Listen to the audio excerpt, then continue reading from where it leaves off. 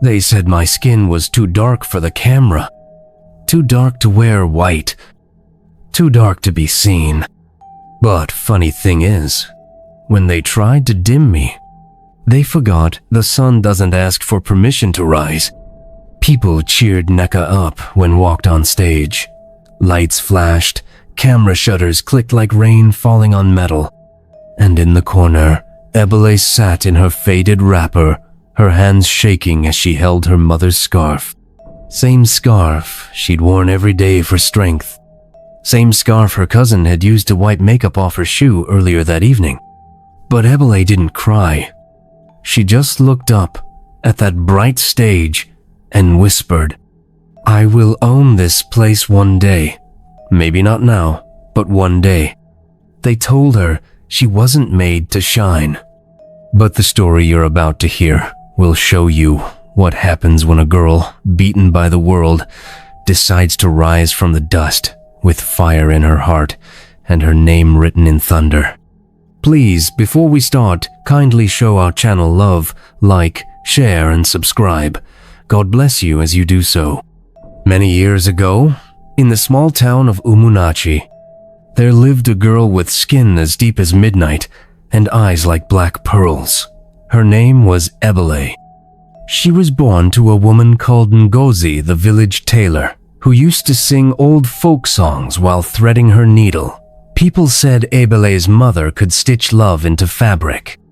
They also said her child would grow to carry the sun on her back. But life, as it often does, twisted dreams into ashes. Ebele was only 8 when her mother died in a fire no one fully explained.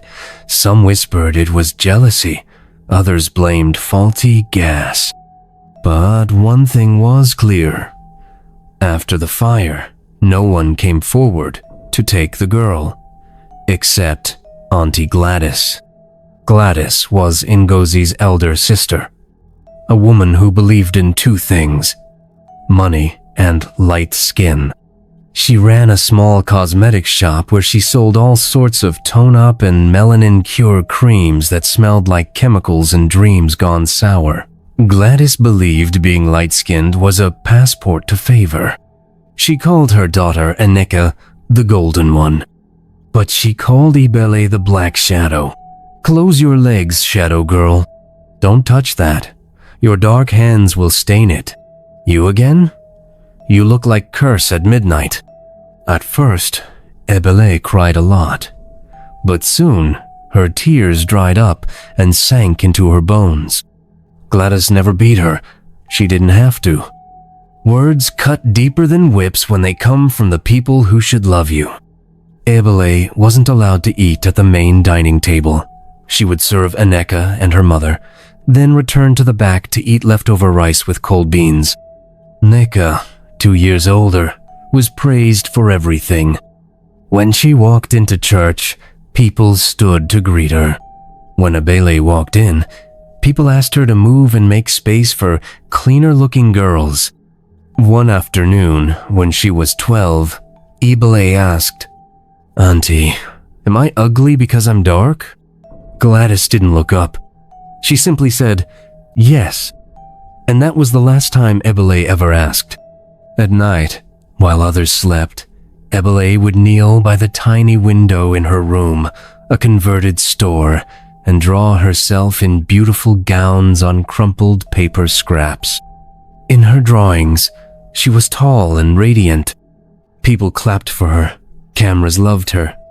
She smiled with confidence, not the crooked one she gave people now. She would wrap herself in her mother's scarf and whisper stories to the moon. "Mummy, I want to be a model, like the ones on TV. But for girls like me, dark girls, girls no one claps for." She didn't know it yet, but something powerful was forming inside her. Not pride, not revenge, just the quiet ache of a girl who wanted to be seen. School wasn't any better. Ebele was brilliant, but no one cared. When the teacher asked who wanted to represent the school in a spelling bee, They picked Neka even though Ebele had the highest score. Why? Neka looks better in the school uniform, the headmistress said. Even in school plays, Abel was always cast as the bush girl or market woman, never the princess. She grew used to being the shadow behind the star. When Ebele turned 17, something changed. She found an old poster online, Miss True African Beauty Contest, now accepting dark-skinned models only. Her heart jumped. She read the line again and again. No filters, no bleaching, just bold, black, and beautiful. She didn't tell anyone, not even Chinadu, the boy next door who always waved at her with his dusty camera. She took a photo of herself with the camera, timer, natural face, cracked lips, and tired eyes. But in the picture, she saw light. Not the kind from a ring light, the kind that rises when you decide to stop hiding. Weeks passed. Then one day, while sweeping the shop, her phone buzzed. Congratulations, Ebele, you've made the top 10. Final interview, Friday, 9 a.m., dress code, traditional. Venue, Lagos. Her hands trembled. She dropped the broom. She ran to the back and screamed into the scarf, "Mummy, they saw me." But excitement can be dangerous when shared with the wrong people. That night at dinner, she smiled and told her aunt and cousin, "I've been selected for something, a modeling contest." Gladys laughed till she coughed. Nika dropped her spoon. "You?" she said. "Modeling what? The before photo?" "They said no filters, just natural beauty," Ebele said, holding her smile like a paper boat. Neka's smile returned, this time soft, sweet, like honey before the sting. "Wow, Ebele, that's amazing. We'll help you prepare. Right, Mummy?" "Of course," Gladys said. "How could we not support our own?" And for the first time in years, Ebele felt something like belonging. The house on Ajao Street, where Ebele lived with her aunt and cousin, was quiet that night. Too quiet. Dinner was over, and Ebele sat by the wooden table in the back room, softly humming one of her mother's songs while sewing a bright blue Ankara blouse she planned to wear to her modeling interview. Nika watched her from the doorway, arms crossed, a strange smile on her face. "You're really serious about this thing, huh?" she asked. Ebele looked up, surprised. "Of course. It's tomorrow," they said, traditional attire. "Wow. Well, you'll look. Okay," Neka said, forcing her words through clenched teeth. "Need help picking earrings?" For the first time in years, her cousin sounded almost kind. Ebele smiled, nodding eagerly. "Yes, please." That night, they laughed like sisters. Neka helped Ebele pick out gold earrings and even handed her a set of bangles. Gladys, their aunt, peeked into the room and smirked. "Just make sure you don't disgrace us tomorrow," she said, tapping the doorframe, "and cover your knees. You already have enough working against you." Ebele didn't let it ruin her mood. She was glowing inside. She set her alarm for 5:00 a.m., folded her Ankara blouse neatly, and placed it beside her head like a sacred offering. But while Ebele slept peacefully, clutching her mother's scarf to her chest, Nika quietly tiptoed into the small room with the softest steps. She walked straight to the phone by the mattress, turned off the alarm, and whispered, "I can't let you in. Not like this. Not before me." Then she slid the key into the outside lock and shut the door tight. The morning sun rose gently over Lagos. Birds chirped, traders shouted, cars honked. But Ebele? She slept. It wasn't until almost 9:10 a.m. that her eyes snapped open. At first, she was confused. Why hadn't the alarm gone off? She scrambled to grab her phone. 9:11 am. Her breath caught in her throat. No, she shouted, jumping out of bed. She reached for the doorknob and it didn't turn. Locked. From the outside. "Neka! Auntie!" she screamed, banging on the door. "Open the door! I'm late!" No response. She banged harder, crying, her voice cracking with panic. It felt like the walls were shrinking. A neighbor passing by the window heard the noise and shouted, "Ebele, you day all right? Please, go knock on our front door. I'm locked in. Please," she begged, tears streaming.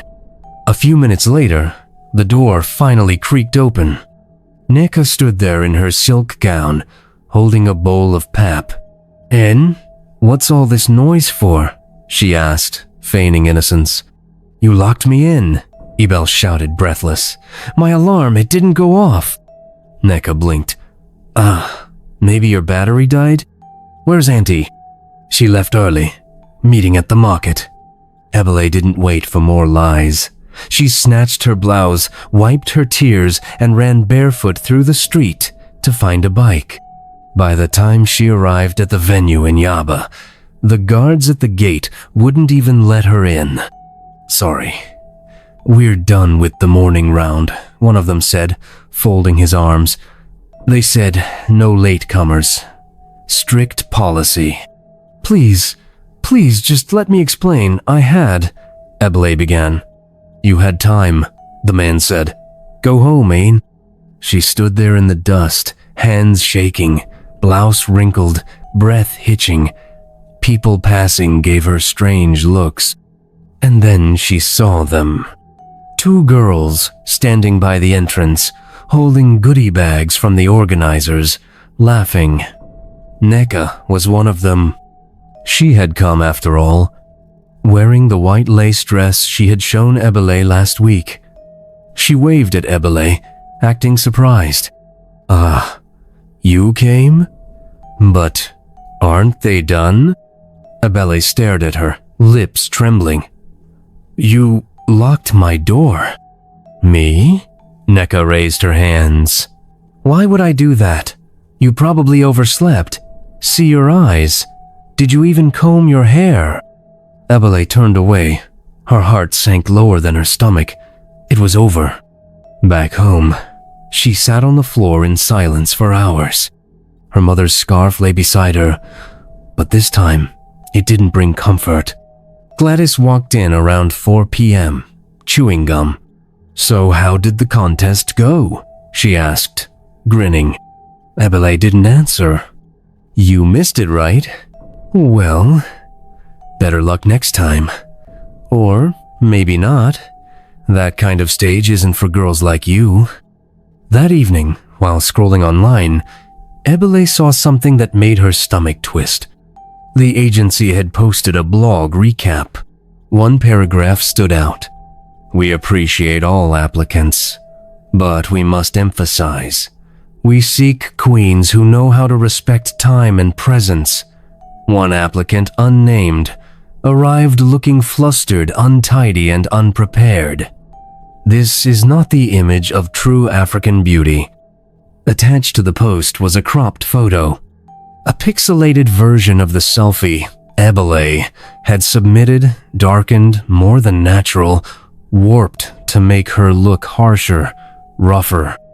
Her breath caught in her chest. She dropped the phone and backed away as if it had burned her. "They used my face?" she whispered. Her hands trembled. The scarf fell from her shoulder. For the first time in her life, she didn't cry. She just sat still like stone, as if her spirit had left and was watching from the ceiling. The betrayal wasn't just that they locked her in. It was that they knew how much this meant to her. They watched her fight, prepare, dream, and they laughed. They didn't just steal her moment. They took her light and used it to shade her. "God," she whispered, barely audible, "why do they hate me so much?" But the ceiling had no answer. The next few days passed in slow motion.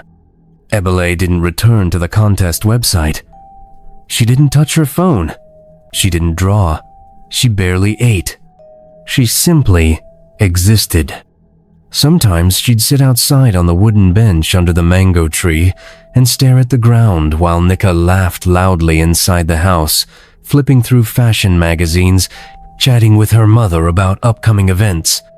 Gladys didn't ask how the contest went again. She didn't need to. The smirk on her face said enough. They knew what they had done. They just didn't care. And Ebele? She was too embarrassed to talk to anyone, especially Chinedu, who had asked her earlier that week if she needed help printing her travel ticket. She told him she'd figure it out. Now there was nothing left to figure. 2 days later, the gossip in the street began. Ebele had gone to the local market to buy okro and dry fish when 2 girls near the suya stand glanced at her, covered their mouths, and giggled. "That's the girl, the modeling one. Did you see the blog?"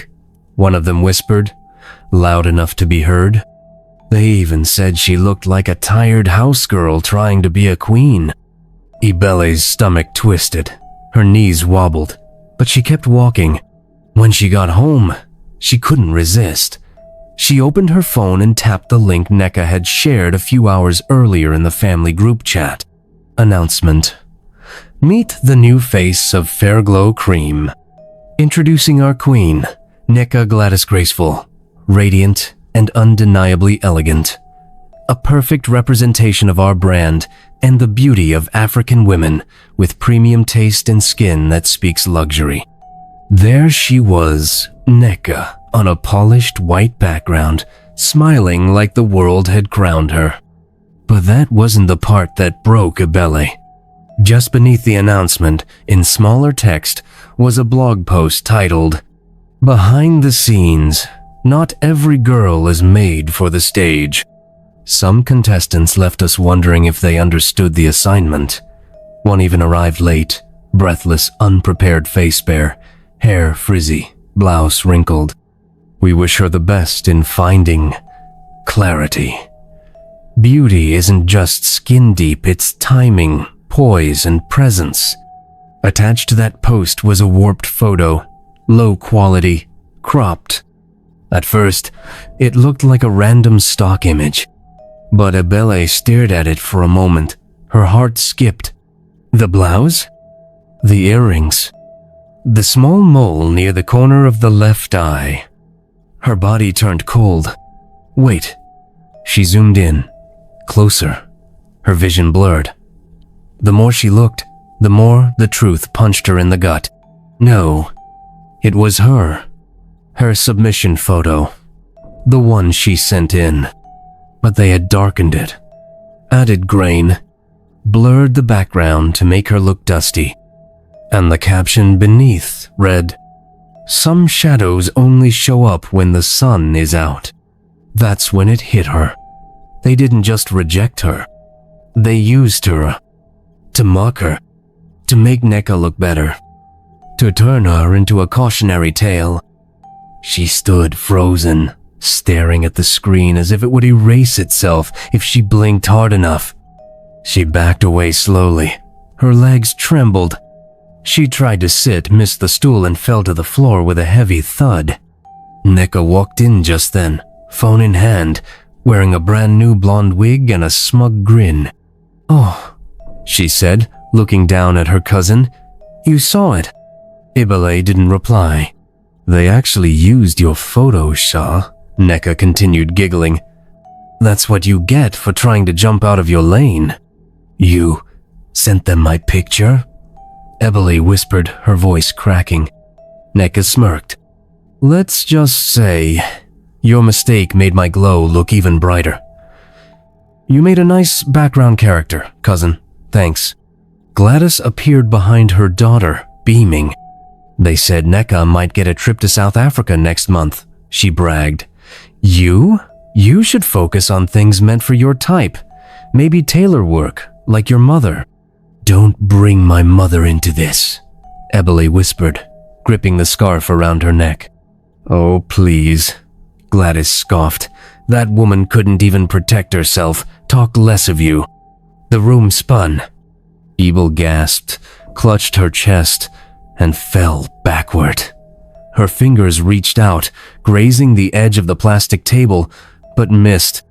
She hit the ground with a hollow thump. Neka dropped her phone. "Ebele?" she said, panicked. No response. "Ebele." Gladys rushed over and knelt down, shaking her. "Hey, stop the drama. Stand up, Jor." But Ebele didn't move. Her eyes rolled back. Her hands went limp. Silence filled the room for the first time in years. All the cruelty, all the mockery, all the silencing. It had pushed her to the edge. Across the street, Chinedu sat under the almond tree editing photos when he got a message from his little cousin. "Come quick, something happened to Ebele. They say she fainted." He dropped his laptop, ran barefoot across the road. When he reached the house, Neka was pacing, Gladys yelling on the phone. Chinedu pushed past them and ran to the back room. There, on the floor, was the scarf, and beside it, Ebele. Eyes closed, cheeks wet with tears. He gently lifted her head. "Ebele, it's me. It's Chinedu. Please don't leave like this, please." The room was spinning in silence, and the world, the one that rejected her, mocked her, darkened her image, and laughed, would never be the same again.